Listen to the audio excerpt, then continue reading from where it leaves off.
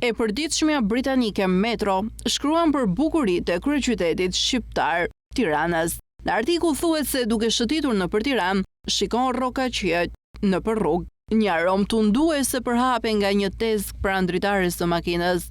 Një shitës po shërbente ballokume të freskëta, një ëmbëlsirë tradicionale shqiptare. Në qoshe, disa burra po luanin një lojë intensive, domino, një tavolinë të improvizuar. Tirana në pamje të parë ndihet e gjallë, kryeqyteti shqiptar me afro 600.000 banorë është pak a shumë sa messia e lagjes brend të Londrës, por autoritetet kanë plane ambicioze për të. Dhe në historinë e saj të pasur, klimën mezetare dhe kuzhinën e shijshme, Tirana është një zgjedhje ideale për pushime të përballueshme në qytet. Është e pamundur të vizitosh Tiranën pas zbuluar kujtimet e së kaluarës së saj komuniste. Jo shumë larg sheshit Skënderbej, njohur si zemra e qytetit, ndodhet një bunker nëntoksor i luftës së ftohtë, Bunker 2 dhe Bunker 1, një muze që pasqyrojnë paranojën e Enver Hoxhës. Udhëheqësi komunist i Shqipërisë ishte aq i fiksuar pas pushtimit të huaj sa që vlerësoi se ai urdhëroi krimin e më shumë se 170.000 bunkerëve, duke e bërë Shqipërinë vendin më me shumë bunker në botë.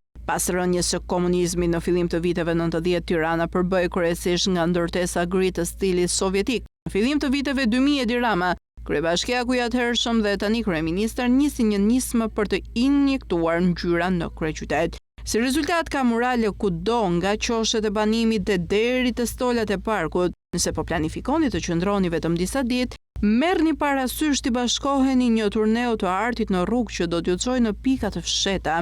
Atraksionet të tjera që ja vlen të vizitohen përfshin Xhamin e Thembeut, një monument i bukur kulturor që u kursye nga shkatërrimi gjatë epokës komuniste dhe Mali Dajtit, i cili mund të arrihet me telefarik. Diçka që më befasoi në Shqipëri ishte ushqimi i saj i shijshëm, ishte një ndërthurje shijeve mezetare dhe ballkanike me pjata të shijshme mishi dhe ushqime të shijshme vegetariane.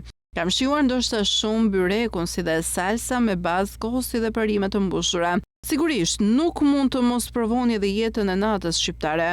Krahasuar me kryeqytetet e tjera europiane, Tirana është e vogël dhe e lehtë për të eksploruar në këmbë. Autobuset në qendër janë gjithashtu shumë të shpeshtë. Për një fundjavë qëndroni pranë bllokut ose sheshit Skënderbej për të qenë pranë atraksioneve kryesore dhe jetës së natës. Qyteti ka shumë opsione të përballueshme kur bëhet fjalë për akomodimin.